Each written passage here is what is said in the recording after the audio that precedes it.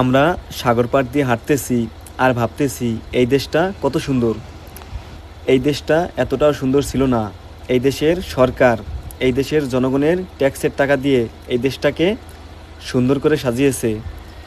এই ইতালি মূলত গণতান্ত্রিক দেশ। তারা তাদের জনগণের ভোটে ক্ষমতায় এসে থাকে।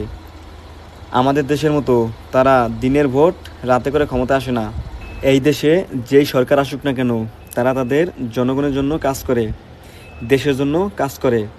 তাতে যেই দলের সরকার ক্ষমতায় আসুক, আমাদের দেশের কথা কি বলবো, আমাদের দেশও কিন্তু গণতান্ত্রিক দেশ।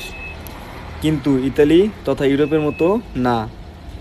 ইতালিতে দিনের ভোট দিনে করে ক্ষমতায় আসে, আর আমাদের দেশে দিনের ভোট রাতে করে ক্ষমতায় আসে।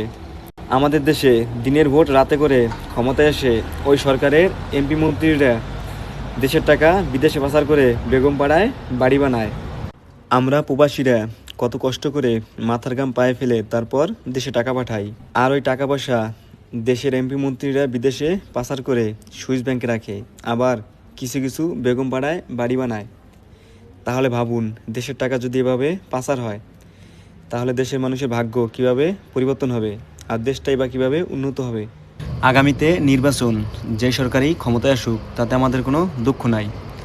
আমরা একটা কথাই বলবো, দেশের মানুষকে ভালোবাসুন, দেশের জন্য কাজ করুন, তাতে আমরা সাধারণ জনগণ খুশি।